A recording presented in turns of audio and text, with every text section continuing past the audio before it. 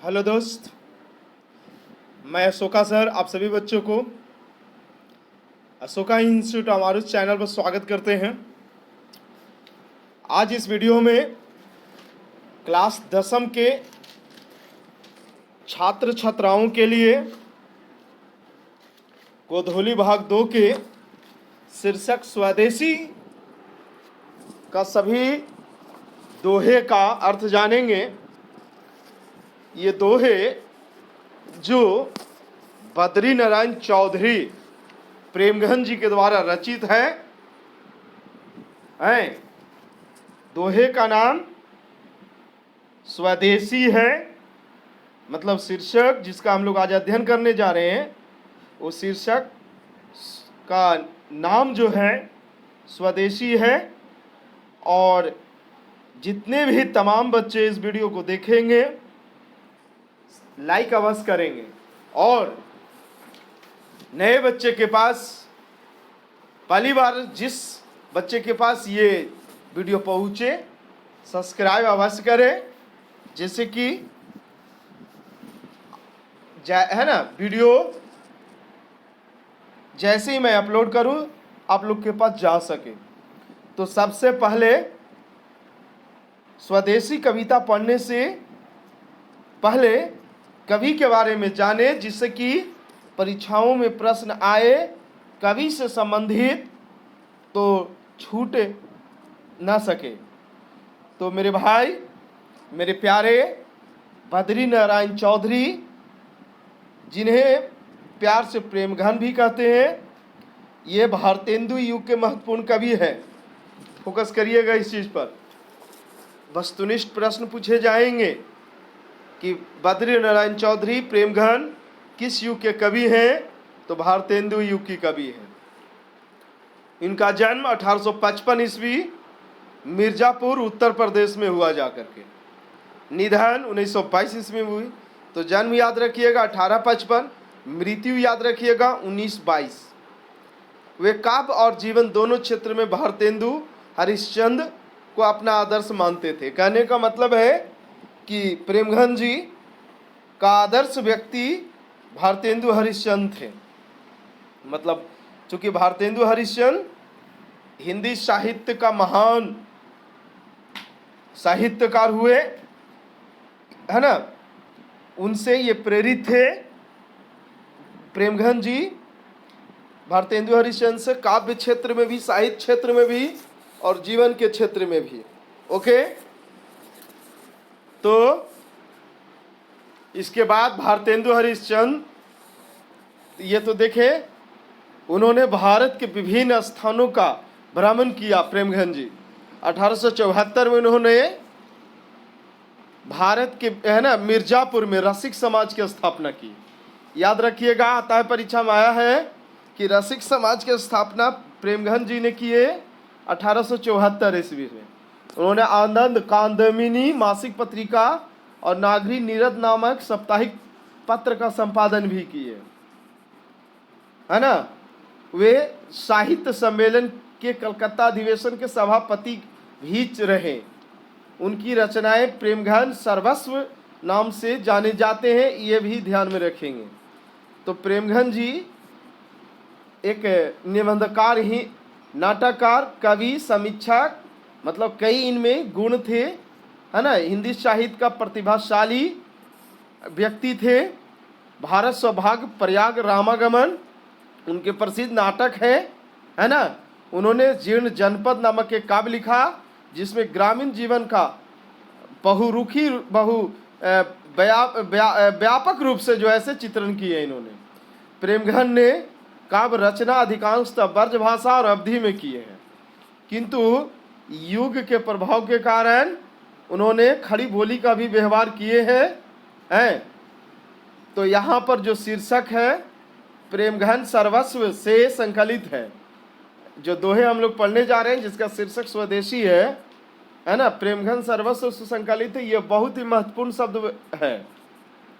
इसमें नवजागरण का स्वर मुखरित है।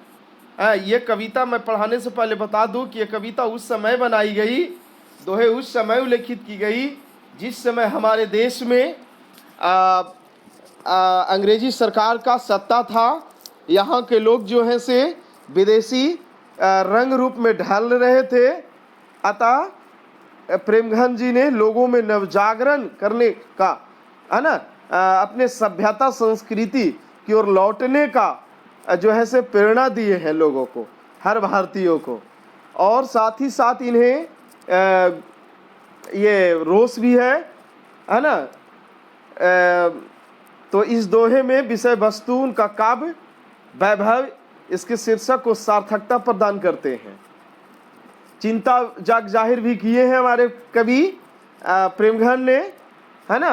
और चिंता जग जाहिर करते हुए इस कविता को बनाए हैं, लोगों में जागरूकता फैलाने का काम किए हैं।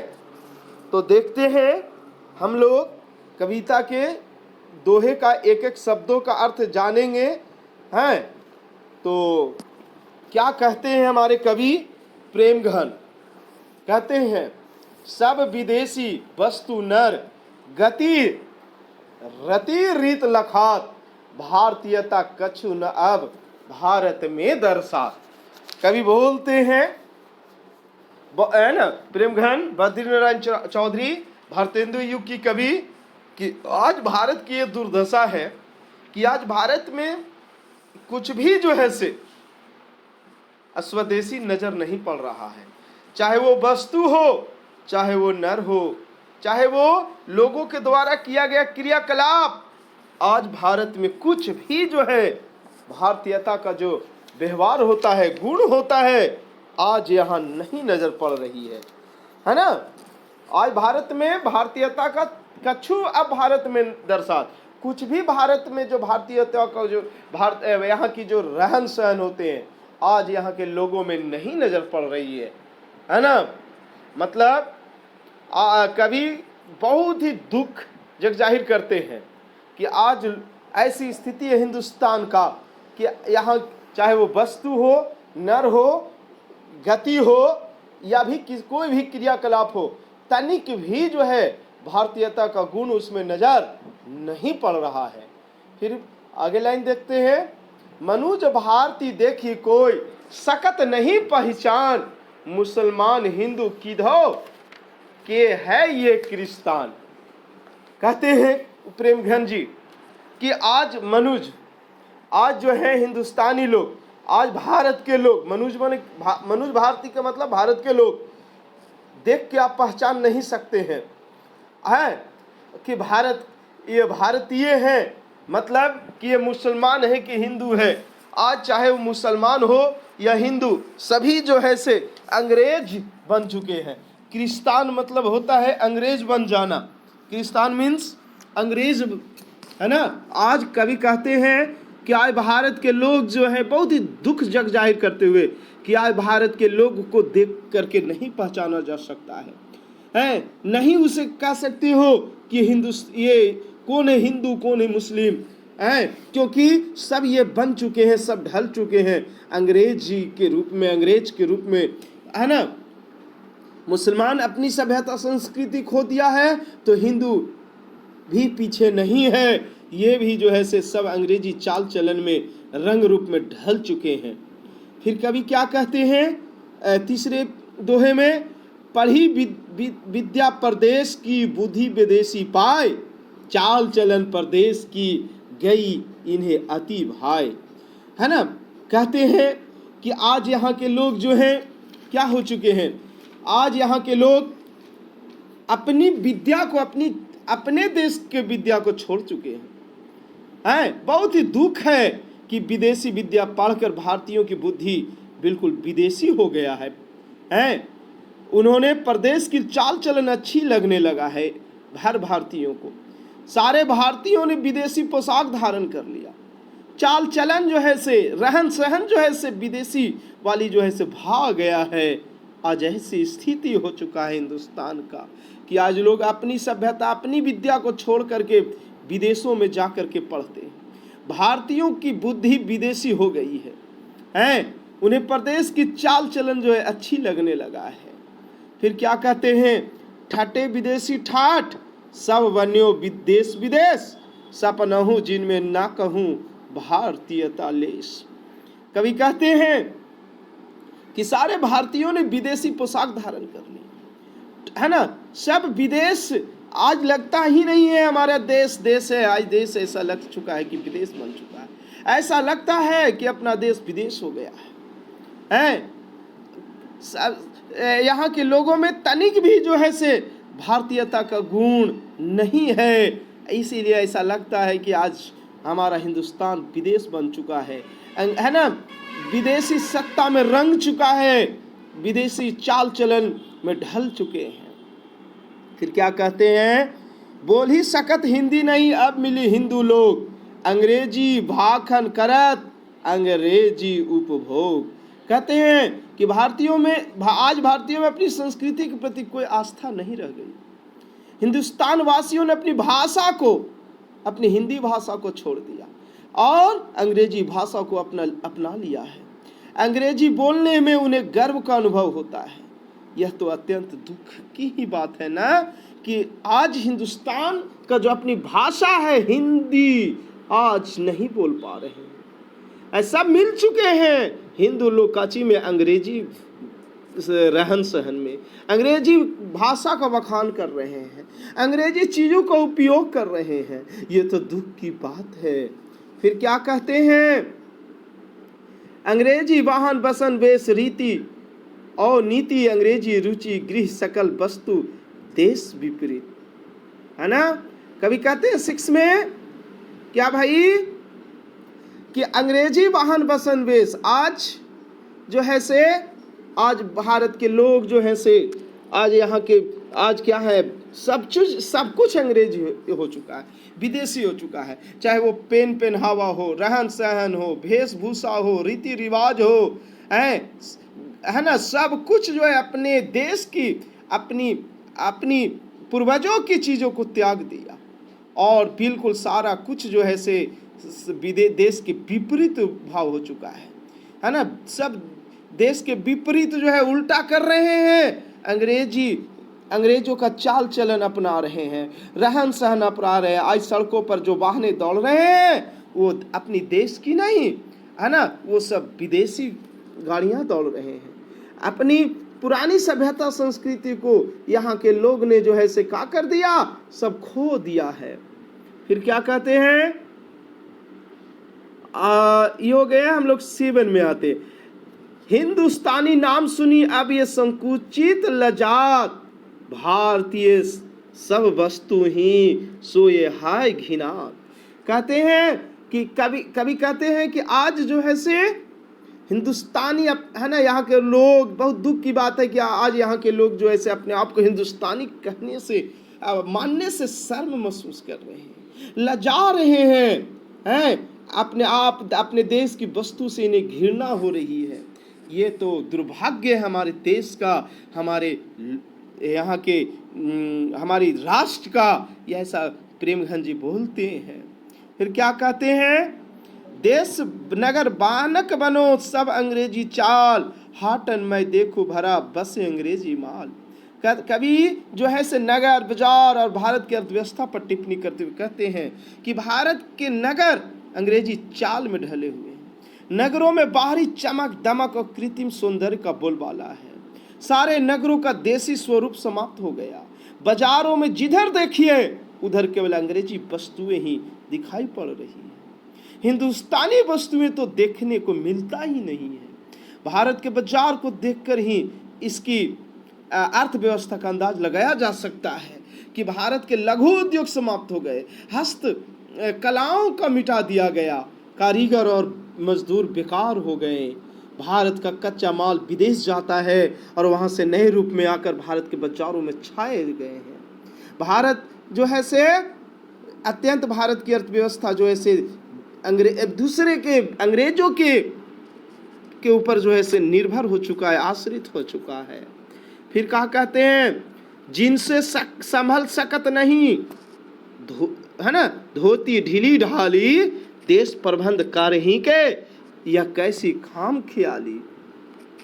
कहते हैं इस दोहे में जो ऐसे नेताओं के संबंध में कभी व्यंग्यात्मक शैली में कहते हैं प्रेमघन जी कि जो अपनी ढीली ढाली धोती को नहीं संभाल सकते, भला उनसे देश कैसे संभलेगा। यदि हम ऐसे नेताओं से देश का विकास की अगर बात करें, है ना, इन नेताओं पर भरोसा करें, तो यह हम लोगों का खाम ख्याली है, ना समझी होगी। जो अपने को नहीं संभाल सकते, भला वो देश को क्या संभालेगा। ऐसा सोचना बुद्धि के विपरीत विचार करने जैसी बातें हैं, है ना। फिर क्या कहते हैं, ये नवम है ना, नवम हुए दसम में आते हैं। दास कृति की चाह चहूं दीसी चारहूं बरन बढ़ाली, करत खुशामत झूठ प्रशंसा मानहूं बने डफाली। कभी कहते हैं कि चारों वर्णों में अंग्रेजों के प्रति दास वृत्ति का अतिशय विकास हुआ है। सभी अपने क्षुद्र स्वार्थों के पूर्ति के लिए अंग्रेज की झूठी प्रशंसा खुशामत में लगे हुए, थोड़ी सी चाह में, थोड़ी सी स्वार्थ के कारण जो है से अंग्रेजों का प्रशंसा कर रहे हैं, झूठू का डफाली बजा रहे हैं। कवि ने ऐसे लोगों को डफाली की संज्ञा दिया। डफाली यानी डफ बजाने वाले को कहते हैं, और डफ पर कवाली लावली आदि गाकर अपना जीवन निर्वाह करता है। तो आज भारत के लोग अपनी स्वार्थ की पूर्ति के लिए अपनी भारतीयता और अस्मिता को गिरवी रखने वाले लोग डफाली की तरह अंग्रेजों का झूठा गुणगान कर रहे हैं, खुशामद कर रहे हैं। तो मेरे प्यारे, इस तरह से कवि समाज के सुविधा भोगी वर्ग की आलोचना करता है। ऐसे वर्ग अपनी सुविधा तथा अपने निजी स्वार्थ की पूर्ति के लिए अपने अस्तित्व, अपनी संस्कृति, अपने देश और अपने जातीय स्वाभिमान की परवाह नहीं कर रहे हैं। ये दुख की विषय है। सब स्वार्थ हो चुके हैं, अपनी रहन सहन, अपनी सभ्यता संस्कृति, अपनी पेन पहनावा, है ना, अपनी भाषा, सब कुछ त्याग करके विदेशी रूपों में ढल चुके हैं। आज भारत के लोगों में भारतीयता का गुण नहीं है। आज ऐसी स्थिति है कि आज हमारे अर्थव्यवस्था जो है से दूसरे देशों पर टिका हुआ है। हमारे नगरों में, बाजारों में जो है से विदेशी माल भरा हुआ है। भरा होना चाहिए था देश की, है ना, वस्तुएं, लेकिन आज जो ऐसे विदेशी चीज़ों का अधिक मांग कर रहे हैं। इसीलिए तो नगरों बाजारों में जो है विदेशी भरा हुआ है। हमारे लघु उद्योग, कुटीर उद्योग, परंपरागत उद्योग बिल्कुल चौपट हो गया है। तो इस तरह से हमारे, चाहे हिंदू हो या मुसलमान हो, ये सभी जो है से क्या देख के नहीं पहचान सकते, क्योंकि अपनी रहन सहन, अपनी सभ्यता संस्कृति को सब भूल करके विदेशी अंग्रेजी चाल चलन में रंग चुके हैं। तो इस तरह से स्वदेशी कविता में हमारे कवि प्रेमघन ने बहुत ही अच्छी ढंग से अपनी बातों को रखने का काम किया, है ना। तो अच्छी अगर वीडियो लगते हो तो लाइक करिए, सब्सक्राइब करिए, शेयर करिए, हैं, और पढ़िए, मेहनत कीजिए। अगर जीवन में उठना है तो, बुलंदियों को छूना है तो हौसले मजबूत रखना चाहिए। इसी शब्दों के साथ आपका शोका सर जो है से विदा लेते हैं। वीडियो देखने के लिए बहुत बहुत